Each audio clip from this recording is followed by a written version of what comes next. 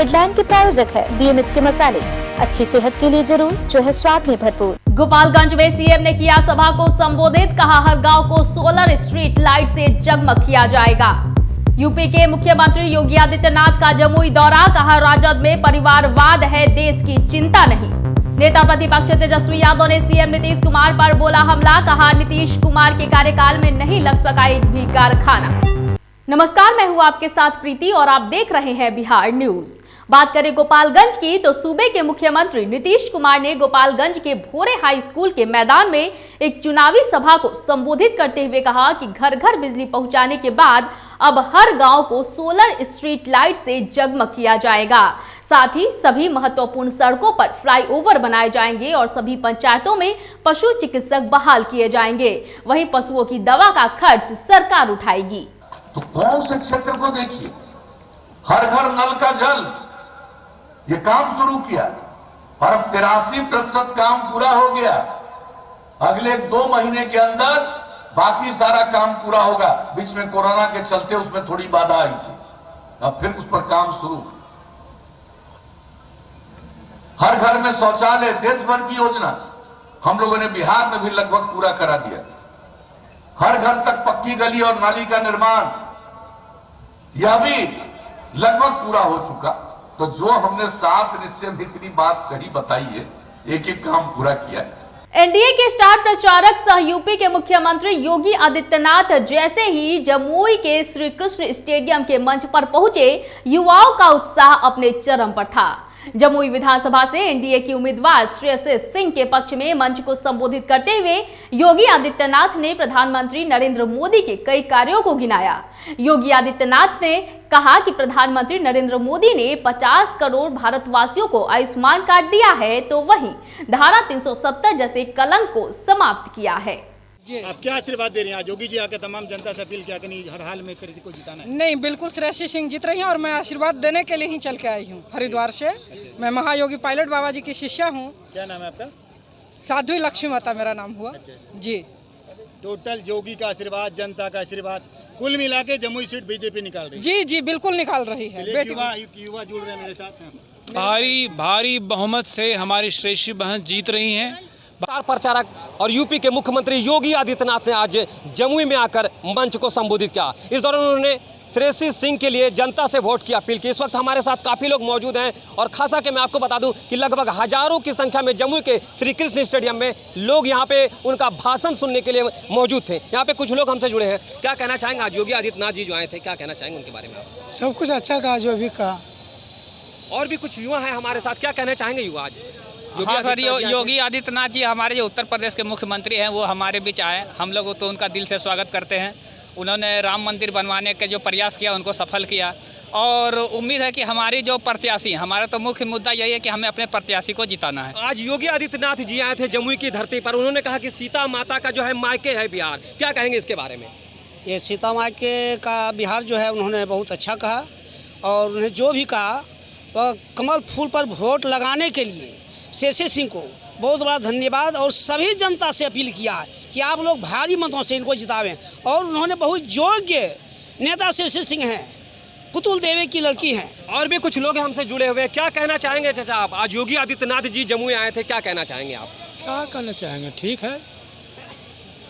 अरे हम लोग तो नेता लोगों के बीच काफी यहाँ पे उत्साह देखा गया है, खासकर योगी आदित्यनाथ जी को लेकर के, चूंकि उत्तर प्रदेश के मुख्यमंत्री स्वयं यहाँ पे आए थे। क्या कहना चाहेंगे, आज योगी आदित्यनाथ जी जमुई आए थे, क्या कहना चाहेंगे उनके बारे में? जमुई की धरती पे आया पहली बार, हम सबको बहुत खुशी है और बीजेपी को वोट करेंगे, श्रेयसी सिंह को जिताएंगे।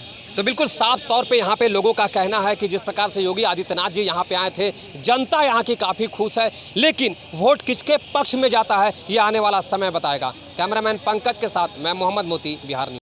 कुर्था प्रखंड क्षेत्र के हाई स्कूल मैदान में चुनावी जनसभा को संबोधित करते हुए नेता प्रतिपक्ष तेजस्वी यादव ने कहा कि अगर बिहार में महागठबंधन की सरकार बनी तो पहली कैबिनेट में वो 10 लाख युवाओं को रोजगार देंगे।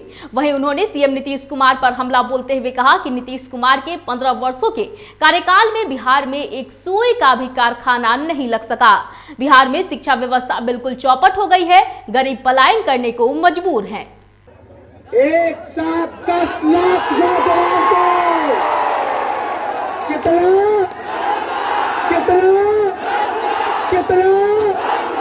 10 लाख सरकारी नौकरी देश के इतिहास में एक बार। आप देखिए नीतीश जी, यहाँ सिपाही लोग आ रहे हैं, अधिकारी लोग हैं, सब लोग है ड्यूटी पे लगा हुआ। नीतीश कुमार जी नोटिफिकेशन जारी कर दिए कि 50 साल में रिटायर कर देंगे। अब पूछो कि इनका बाल बच्चा बेरोजगार है कि नहीं है, कहाँ पढ़ेला, कहाँ लिखेला, बाहर पढ़ेला, इलाज कहाँ होवेला तो बाहर होवेला। गया में भारतीय जनता पार्टी के राष्ट्रीय प्रवक्ता संबित पात्रा ने एक प्रेस कॉन्फ्रेंस के दौरान जमकर लालू यादव और तेजस्वी यादव पर बरसे। संबित पात्रा ने कहा कि जिस तरह लालू प्रसाद यादव अपने मुख्यमंत्री काल में बिहार की भोली भाली जनता से जमीन हड़प कर अकूत संपत्ति बनाया, आज ईडी उन संपत्तियों को जब्त कर रही है। मौके पर उन्होंने कहा कि आज एक बार फिर से तेजस्वी यादव अपने पिता के नक्शे कदम पर चलकर बिहार की भोली भाली जनता को 10 लाख नौकरी देने का झांसा देकर बेवकूफ बनाने का काम कर रहे हैं। दूसरे पार्टी द्वारा कि हम आएंगे तो 10 लाख नौकरी दे देंगे। अरे भैया, वो 25 साल हमने देखे हैं, 15 साल आपके और 10 साल कांग्रेस पार्टी, आज कांग्रेस और आप मिलकर चुनाव लड़ रहे हैं। वो 25 साल में कितनी नौकरियां दी थी? किडनैपिंग इंडस्ट्री एक खोला था आपने, भ्रष्टाचार की इंडस्ट्री खोली थी आपने, वो घोटाले, अलकतरा घोटाला, मेरी जवानी यहीं बीती है, मैं जानता हूं। उस समय हम लोग छोटे छोटे थे तो अलकतरा घोटाला और चारा घोटाले के विषय में हम बात करते थे। घोटाले की ये पवित्र भूमि को आपने घोटाले की भूमि बना के रखी थी। बिहार के मुख्यमंत्री नीतीश कुमार ने जदयू प्रत्याशी नूतन पासवान के पक्ष में मसौढ़ी के गांधी मैदान में चुनावी सभा को संबोधित करते हुए मसौढ़ी की जनता से जदयू प्रत्याशी नूतन पासवान को जिताने की अपील की। मौके पर पाटलिपुत्र सांसद रामकृपाल यादव समेत स्थानीय जदयू प्रत्याशी नूतन पासवान भी मंच पर मौजूद रही। को पाना चाहता है 21वीं सदी का बिहार का जिसने सपना देखा है, उसको ताकत देने का काम कीजिए और अपनी नेत्री नूतन पासवान जी को 28 तारीख को तीर छाप पर बटन दबा करके विधानसभा भेजने का काम कीजिए। वैशाली विधानसभा के जदयू उम्मीदवार सिद्धार्थ पटेल ने दावा किया है कि उनकी जीत पक्की है। वैशाली प्रखंड के अपने पैतृक गांव नगमा में चुनावी जनसंपर्क अभियान के बाद पत्रकारों से बात करते हुए सिद्धार्थ पटेल ने कहा कि उनके सामने विकास की चुनौतियां हैं जिसे धरातल पर उतारा जाएगा। उन्होंने कहा कि चुनाव जीतने के बाद वैशाली पर्यटन क्षेत्र को विकसित करने का हर संभव प्रयास होगा। साथ ही इलाके में जल जमाव की समस्या से निजात दिलाने की मुहिम भी चलाई जाएगी। वहीं उन्होंने अपने चाचा और पूर्व मंत्री वृषण पटेल पर टिप्पणी करने से इनकार कर दिया। उन्होंने कहा कि कभी चाचा भतीजे की जोड़ी ने एक साथ चुनावी रणनीति बनाकर चुनाव जीता था, लेकिन आज दोनों के बीच मुकाबला आमने सामने का हो गया है। वहीं वैशाली विधानसभा कांग्रेस कोटे में चले जाने के कारण वृषण पटेल को राजद का उम्मीदवार नहीं बनाया जा सका, बावजूद चाचा भतीजे आमने सामने दिख रहे हैं। इस मामले पर पूछे जाने पर सिद्धार्थ पटेल ने कहा कि यदि उनके चाचा वृषण पटेल उनके खिलाफ कोई बड़ा बयान देते हैं तो इसका जवाब उन्हें जनता से मिलेगा। माननीय मुख्यमंत्री जी ने लगभग सभी विभागों में अपने कुशल नेतृत्व से काम किया है।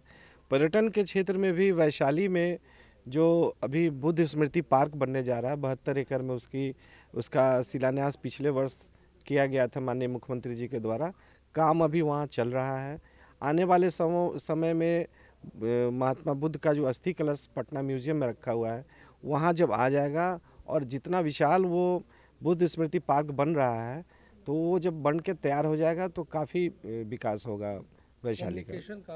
कम्युनिकेशन के लिए भी सरकार काम कर रही है वहाँ पर। पटना साहिब सांसद सह केंद्रीय मंत्री रविशंकर प्रसाद बख्तियारपुर पहुंचे, जहां उन्होंने विधानसभा क्षेत्र के बख्तियारपुर नगर स्थित एक सभागार में स्थानीय निवर्तमान भाजपा विधायक रणविजय सिंह के समर्थन में कार्यकर्ताओं के जनसभा को संबोधित किया। वहीं केंद्रीय मंत्री ने बिहार में एनडीए सरकार द्वारा किए गए विकास कार्यों से लोगों को अवगत कराया। इसके साथ ही उन्होंने लोगों से अपील करते हुए कहा कि बख्तियारपुर विधानसभा की अग्रिम विकास के लिए पुनः एक बार रणविजय सिंह को जिताकर विधानसभा पहुंचाने की जरूरत है, क्योंकि एनडीए सरकार में ही बिहार में विकास संभव है। समाज की पार्टी में आपको विश्वास दिलाना चाहते हैं, इसलिए ज्यादा वक्त नहीं लेते हैं। आज मंत्री जी के साथ साथ आगे के विकास के हमें जाना है। हम इतना जरूर कहते हैं कि उनके पास न कोई नेता है, कोई नेता है क्या? आज ये भारत की एकता, भारत में सबों के प्रति प्यार, और देखिए हम सबकी बात करते हैं तो आज फिर कहेंगे क्या गैस का चूल्हा हिंदू को मिला, मुसलमान को मिला, बिजली अगड़ों को मिली, पिछड़ी को मिली, हिंदू को मिली, मुसलमान को मिली, डिजिटल। कुर्था प्रखंड विकास पदाधिकारी राजेश कुमार के नेतृत्व में मतदाता जागरूकता अभियान के तहत साइकिल जुलूस निकाला गया, जिसमें सैकड़ों की संख्या में स्कूली छात्र छात्राओं और युवाओं ने शिरकत किया। वहीं लोगों को निष्पक्ष एवं निर्भीक रूप से मतदान करने के लिए जागरूक किया गया। इस साइकिल जुलूस में युवाओं ने लोगों को संदेश देते हुए कहा कि आगामी 28 अक्टूबर को अपने मतदान का केंद्रों पर जाकर प्रयोग करें। लोकतंत्र में हिस्सेदारी, घर घर में संदेश दो, घर घर में संदेश दो, चाहे नर हो या नारी, मतदान है सबकी जिम्मेदारी, चाहे नर हो या नारी। मतदाता जागरूकता के तहत स्वीप कार्यक्रम का तय रैली किया गया ताकि लोगों में, मतदाताओं के बीच में जागरूकता फैले हुए अपने मत का प्रयोग करें। सहरसा में आगामी 7 नवंबर को होने वाले तृतीय चरण के बिहार विधानसभा चुनाव को लेकर मतदाताओं को जागरूक करने के लिए स्वीप कार्यक्रम के तहत एनसीसी और स्काउट एंड गाइड की सहभागिता से मतदाता जागरूकता का आयोजन किया गया। इस रैली का मुख्य उद्देश्य मतदान प्रतिशत को बढ़ाना है। वहीं जिला पदाधिकारी कौशल कुमार ने बताया कि एनसीसी और स्काउट गाइड के द्वारा ये रैली निकाली गई।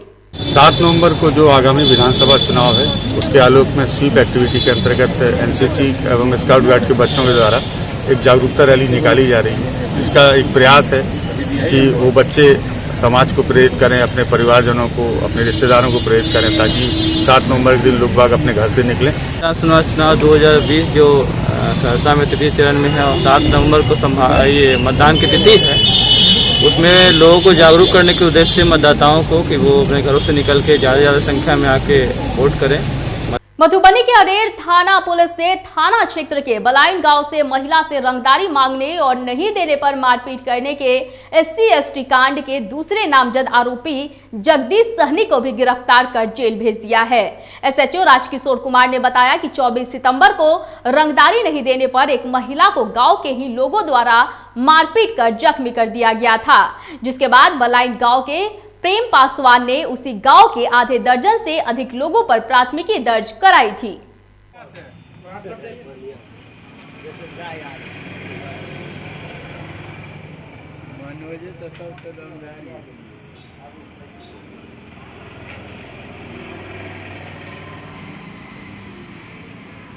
बिहार विधानसभा चुनाव को लेकर सुपौल जिले के पिपरा विधानसभा सीट से राजद प्रत्याशी विश्व मोहन कुमार ने हमारे चैनल के माध्यम से अपनी बातें रखी है। उन्होंने कहा कि राजद से उन्होंने अपना नामांकन का पर्चा दाखिल किया है और जब वो जीत कर आएंगे तो युवा शक्ति को आगे बढ़ाएंगे और शिक्षा को भी बढ़ावा देने का काम करेंगे। इसके साथ ही उन्होंने और भी क्या कुछ कहा, आप सुने। चुनावी मुद्दा विकास है और युवा शक्ति को आगे बढ़ाने के लिए तेजस्वी सरकार के आवे, यहाँ पर बदलाव आवे। बिहार में बदलाव के कारण युवा वर्ग को मौका मिलेगा और यहाँ पर काम बहुत सारे होंगे। नए नए उद्योग अगर लगेंगे यहाँ पर हमारी सरकार में तो लोगों का यहाँ पर ज़्यादा रोजगार सृजन होगा, वो लोग काम करेंगे। सर, शिक्षा की स्तर बिहार में इतने गिरी हुई है, इसके लिए आप की सरकार शिक्षा का स्तर ही तो कुर्सी कुमार से पूछना चाहिए। नीतीश कुमार से इतने दिनों से हैं, वो सिर्फ अपना भाषणबाजी करते हैं। अभी शिक्षा व्यवस्था में इतनी गिरावट आई है कि वो बहुत पीछे चला गया है सब। इस वक्त की खबरों में फिलहाल इतना ही। मुझे दीजिए इजाजत, लेकिन देखते रहिए बिहार न्यूज। नमस्कार।